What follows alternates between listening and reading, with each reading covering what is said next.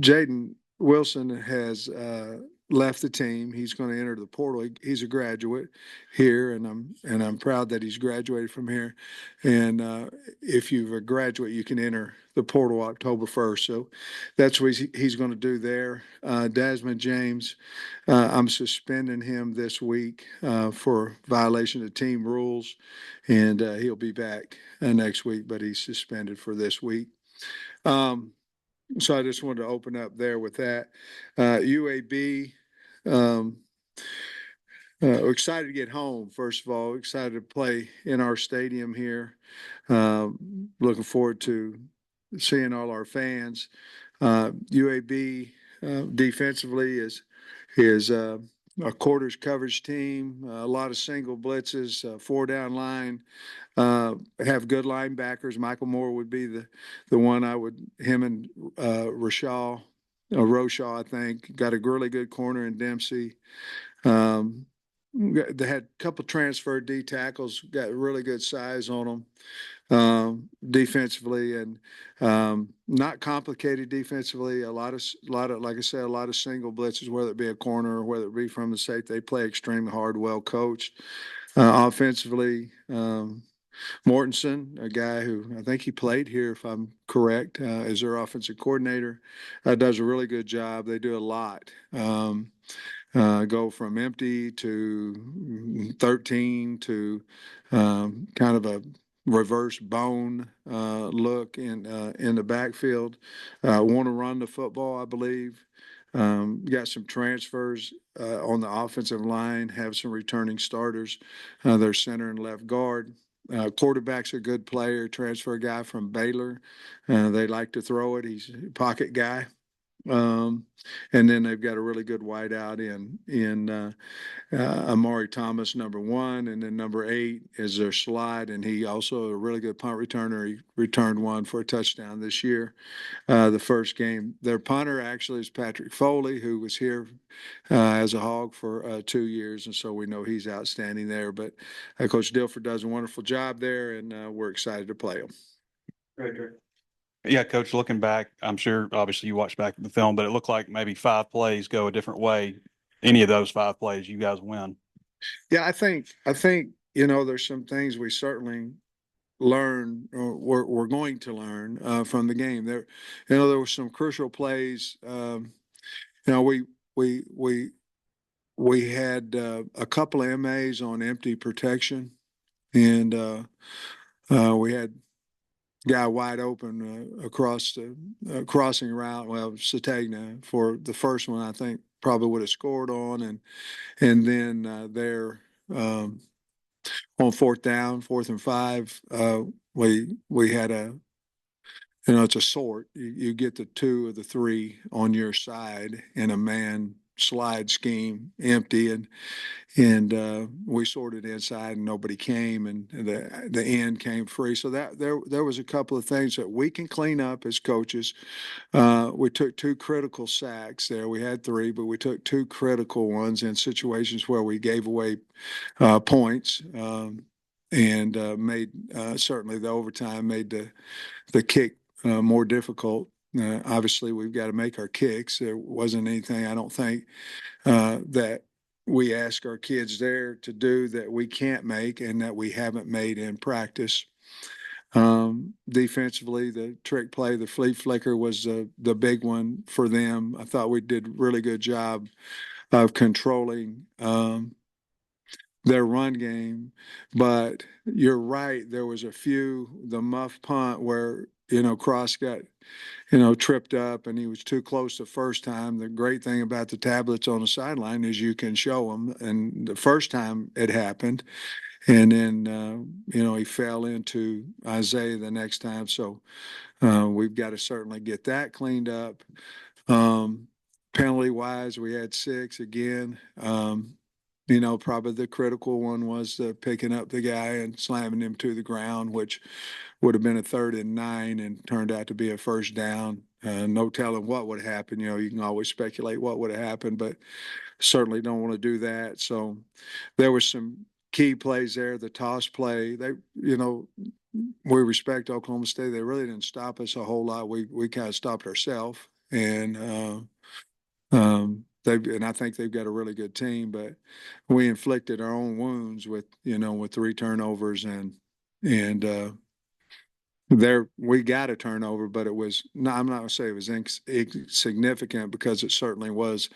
It got us back the ball, but it was right there. They were throwing it up right before the half, so we left a lot of points out there, and so we've got to figure out how to finish drive. Now, with that said, 638 yards offense and all that, we just have to find a way to finish drives and not have those critical, as you just stated, problems. I think we've got a really good team. I love this team. I think they played extremely hard. We just made some mistakes that cost us the game. Looked like on that last drive with 55 seconds left in regulation, you guys moved all the way down the field, but it looked like there was some time that you guys could have saved maybe. Yeah. There was 2 of them on that, Trey. The first one was we ran the ball to get the first down on 3rd and 2. We got a 8-yard out of bounds incompletion. And I don't know what we got on that, maybe 6 or 7 yards. We got a first down. We didn't get lined up. We had some communication problem there of getting lined up. So once that happened, we decided just to kill it. I think it was on that drive. I don't think it was at the half, but so we decided to kill it. So we wasted 15 seconds from the time the play before started to the time the other one was snapped. Probably 7 is probably what we wasted where we could have snapped the football. 7 crucial seconds at that point in time. And then there at the very end of the game, we had 12 seconds left, and we could have got, when you're concerned about distance, for kicking a ball, you're trying to get as much as you can, but you're also trying to give an opportunity to kick it. And again, we were very slow with our operation on that and almost ran out of time. So we elected to, do a short route, get the ball out of bounds, try to grab another 5 yards. We had 12 seconds, but by the time we snapped the ball, we did not. We had about 6. And so it was too close, and probably hindsight, we probably should have killed it. But the problem is once you get under 15, if you kill it, you're going to lose 2 or 3 seconds, and then you're going, okay, what are we going to do?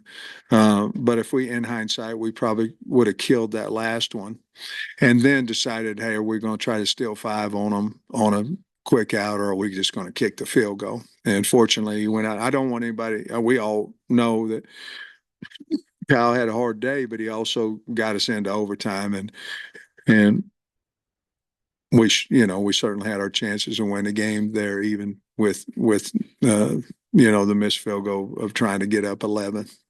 Sam, you kind of answered my question, but on the Cross Johnson get blocked into Isaiah, is there some way for Isaiah to alert those guys he's fair catching? Because they really don't need to be blocked if it's a fair catch. Well, he should be.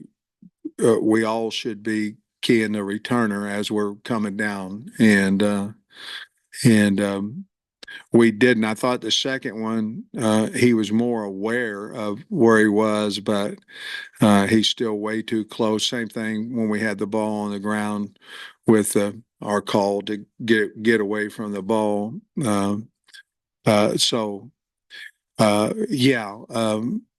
Our returner will make a call that lets them know that he's fair catching it. Were you a little surprised that your defense didn't get more pressure on the quarterback Saturday?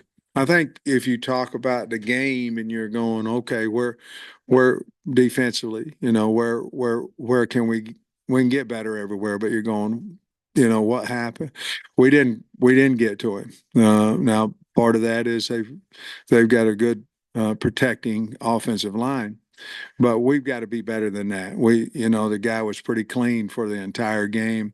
Now, going into the game, we said that he gets rid of the ball extremely fast. So we said, hey, don't get if we can't, if we're not tagging him, if we're not sacking him. But he held the ball we also said the first game that he held the ball a lot longer than what he ever did last year. So we thought, well, maybe we can get there because he's not throwing it so fast. That's one area, and I've already addressed that with Deke and yesterday that we've got to win one-on-ones up front, and we did not on Saturday. I think Sorey and TJ probably had a mistake or two along the way in the game, but do you feel like overall, I mean, they had 25 tackles between the two of them. You feel like, were you pretty pleased with those two guys? Very pleased, both of them. And TJ Metcalf has just continued to get better and better and better. And he is a great tackler. I mean, he had some open field tackles that, a lot of guys don't make. Sorey was everywhere. Now he did make some mistakes. But he was everywhere, fast, running down guys, played physical, missed a tackle here and there. We're going to do that. But he's a really good player, really good. Both of them. Sorey's can be really, really good. It looks like UAB wants to do the quick pass game too, pretty much get that guy in a rhythm. What did Monroe do that kept them from maybe finding their rhythm? Well, I think if you look at it, the first game, Alcorn, they were what I thought they, were going to be from last year, 3 and 4 wides, bunches, jet sweeps. And then going against Monroe, they were more of a power running team, big sets, tight ends, multiple tight ends. And then after that didn't seem to work as good, then they went back to their, dink and dunk and screens and bubbles but I felt like watching the game, it was almost two separate type offenses, one from the first game and one from the second game. Wanted to ask you about Cuddy Robinson. What happened with him in that game, and what's his? Yeah, I got a stinger in pregame and went numb, and a lot of times that'll come back pretty fast. It did not, and so he'll be out at practice today, and I feel he'll be in the green, but we'll stay away from him. But it was unfortunate. Just hit the wrong way and went numb on one side or the other, but he's going to be back. But that's what happened. The only other time you guys played UAB was 2014, I believe, and you were here.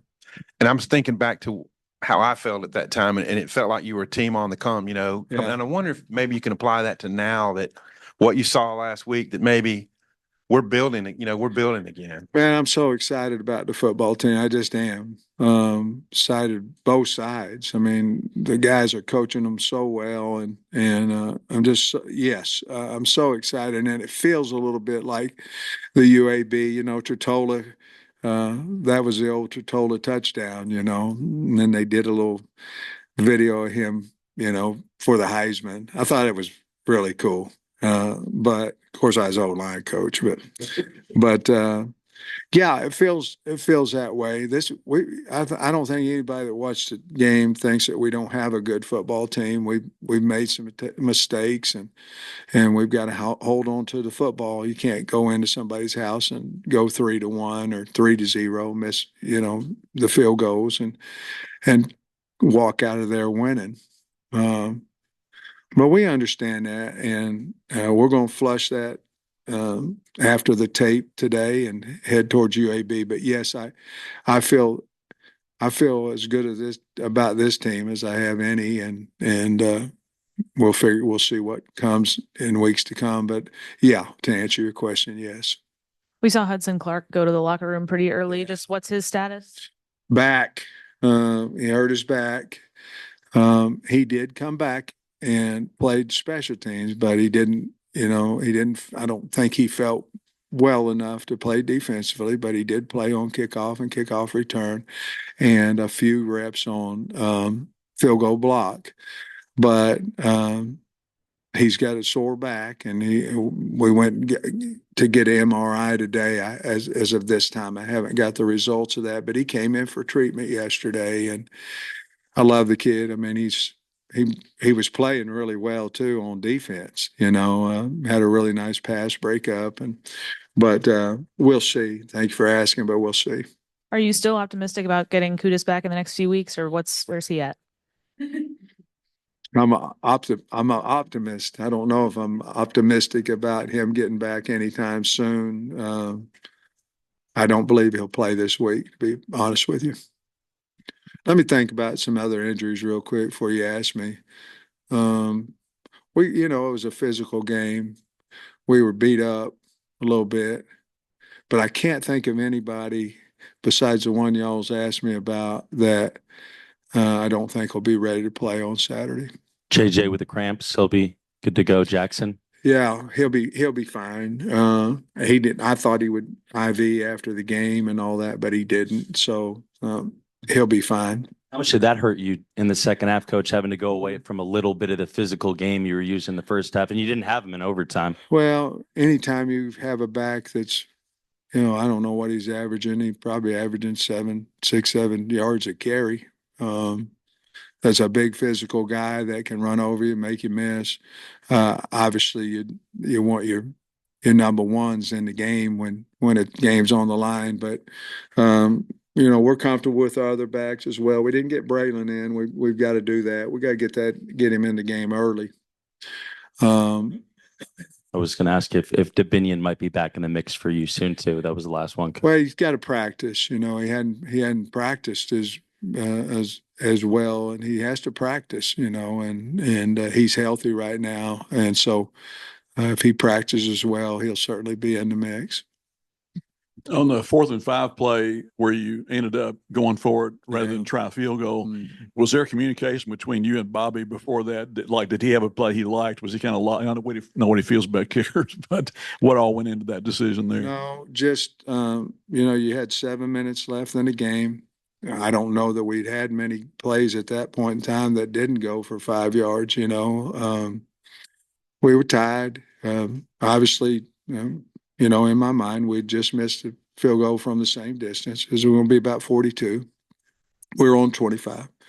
And it wasn't a slow decision. I was thinking about it. Now, the only thing I didn't tell Bobby he had 2 plays. I didn't say that. But right when we went to 4th and 5, I said, let's go for it. And I just felt at that point, if we score, we put a hell of a lot of pressure on them. If we don't, they still have a long way to go. Our defense has been playing pretty good. And I'll be honest, I've been here a long time, and I've second guessed not as much as everybody has, but I've second guessed myself a lot as a head coach here, and I think every coach does. I'll be honest with you, that one I do not. That one I felt like it was the right thing to do, and I thought we could really get some momentum there. And honestly, I thought our chances of making a 4th and 5 were every bit as good as making a field goal. And if we did, I thought we could get to 7 and really put pressure on Oklahoma State. I think you guys played somewhere between 35, 40 players. Is that a number you're comfortable with? Would you like that to get increased moving forward? As we talked yesterday, I think we have to play more players. Now, it was hot on Saturday, but we also played 90-some snaps on offense. So we talked about getting some other guys in the game earlier. We've got to be a little more. We got to be stronger in the 4th quarter, and we played a lot of guys, a lot of reps, and probably wore out a little bit towards the end. So our deal is we're going to have to play a few more than that early. Did you learn anything new about Talon? Yes, he first time in a big kind of road environment like that. Had a couple mistakes, but he also, when you had to have it there, he got you guys into a position to kick that game-tying field goal. What did you maybe assess his overall performance? Well, he's playing his tail off. I think, when we talked about it, especially offensively, when we're in there, and Bobby said it probably the best, in that, those guys know about their team.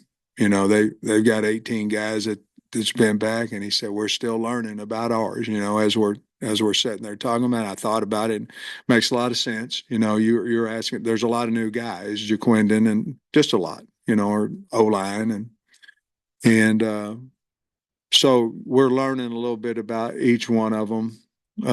But Talon, you know, I think going into that environment, I wish we had like one more game before we went and played Oklahoma State, to be perfectly honest with you. The first one, we really didn't get tested at all, you know. And then if we had a little bit better team, maybe if we, you know, but I think we'd have learned a little bit more, maybe been able, but I think Talon, I think what you think about him, he's really a good player, can make things happen that maybe not are there, throws the ball well. I think he also got tired, and it might have showed on some of the throws there later, and trying to get away from pressure that he might have earlier thrown that ball away. But he's a fantastic player. I wouldn't trade him for anybody out there that somebody wants to trade. I'm not trading. Couple of the health questions. I think Luke has, and Jalen Braxton may have also gotten dinged up during the game. Are they good to go? You said Luke and Jaden Yeah, Johnson. Braxton. Oh, Braxton. Braxton's fighting some tendonitis, you know, so we've got to be smart with him at practice. So that's what that was. And then Luke's fine. And then also, after watching the film, I'm curious with the field goals. Was there anything with the operation that was good, or was it just kind of simply a mistake? No, and the problem is we weren't hitting the ball. You know, if you hit a ball, it goes, you know, like that, and if you miss it, it goes, you know, and we weren't hitting it, and that's probably played into it a little bit more than even right or left. You know, if you're not hitting it, you got more problems than just direction, and we just weren't hitting the ball. And you mentioned the issue with the snaps after the game. I'm curious, after watching the film, was there anything you noticed with that? And is that something that's flared up at all in practice? No, it was low and hard. It was low and hard. And you know, Taylor, if you ask him, he'd probably say it was his fault. You know what I mean? Because that's who he is. But it's hard to catch. You know, you're six, whatever he is, 6'7", and try to catch a ball below your knees humming at you. It was low and hard. We've got to get that corrected, because that, to me, stalled a drive as much as Oklahoma State's defense did. Landon's off to a little bit of a slow start. Were they doubling him a lot, or what's going on with Landon? I think what's happening with him, I think you're seeing that he's getting chipped a bunch. This team slid to him a lot in pass protection, which means you basically are double teaming him. When they didn't, they were coming off and chipping him. So until somebody else sparks, you know, that people going, man, I got to really worry about that guy.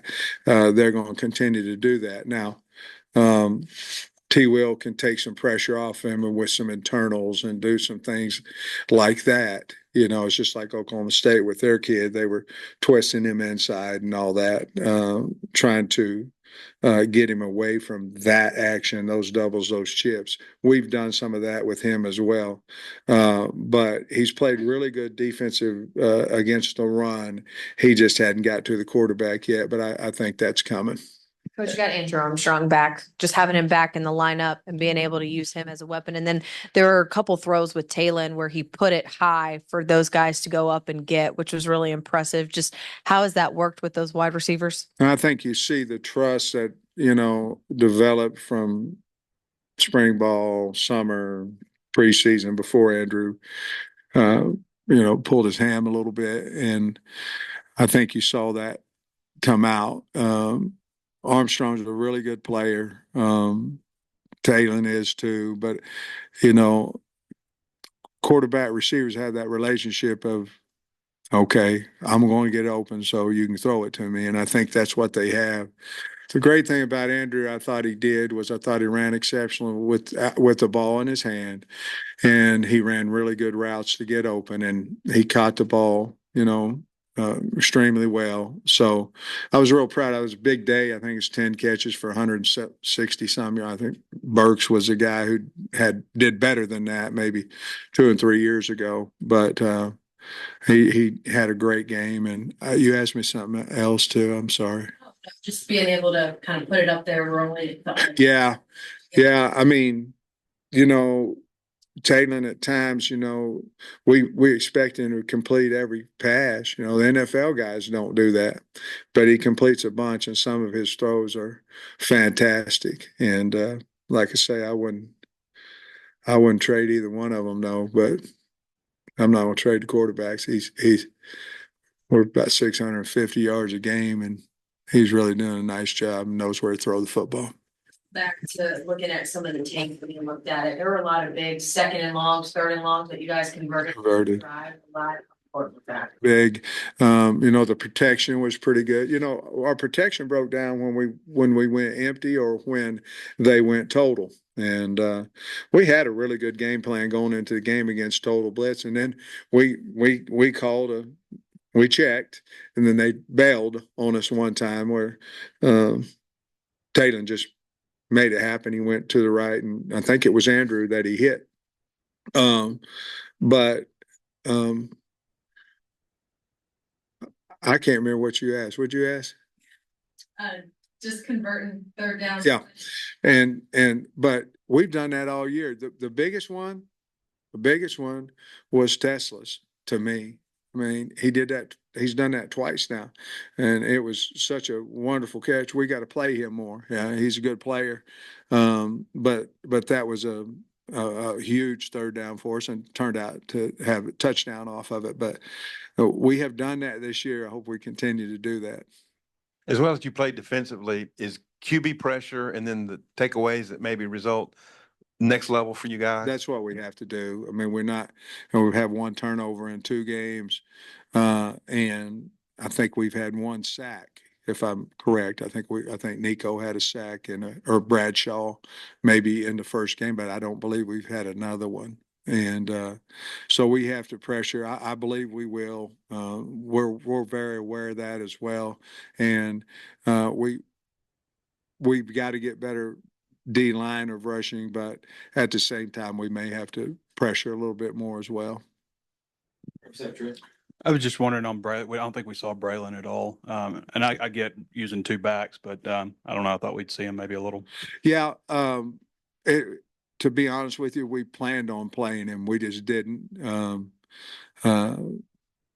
Again, Trey, it's like when you're coaching O-line or anything, you've got to get the kids in early in the game. And then what happens, the game's going, for our way, it was going well, and so you're going, well, I don't want to mess up this vibe, and then you don't get to it. Well, then as you get later in the game, you're going, well, this guy, he doesn't have the experience, so I don't really want to put him in the game.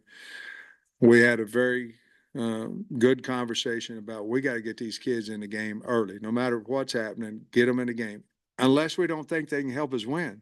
But if we think they can help us win, we have to get them in the game. And then based off the performance of where they're at in the game, what they did, then you'll feel more comfortable. Either you'll know, let's put him back in there, or man, he's not ready yet. Let's get another week of practice, see where he's at.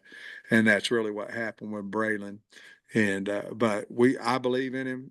We just got to get him in the game faster so we can rest JJ some, and more than just with Rodney, and bring a bigger one in there. And that's what happened. Like Jaquinham, like maybe right around mid third quarter, looked like he started when the cramps started. What did you guys identify on that, and just what do you do to avoid it? Just as much water as possible. Well, everybody will tell you about 48 hours before the game, you have to start hydrating like a son of a gun. It was hotter than what we thought it was going to be, but that has nothing to do with that. When you have, JJ didn't play in either scrimmage, and he was hurt in fall camp, so he didn't have the opportunity to there's such thing as shape and then football shape. And then you guys know, look, a lot of athletes in here, you played football and then you went to basketball. Well, thought you were in shape and then you weren't whenever they did them gassers, you know. It's the same way with off season, being in shape, being in shape, being in shape, and then you have to get in football shape. And I think he lost some of that, and he's you know, because of his injury and because of missing the scrimmages, because that's when you get pushed the most. But I think he's going to be just fine. And if he gets, you know, if he gets tired at, I don't know how many carries. What do you have? 20, 22 or something like that. How many carries did he have? Yeah, so that's a lot, and it was hot, so there'd be a lot of guys probably get tired at that point. But we got to continue to work him a little bit extra so he can go a little bit longer.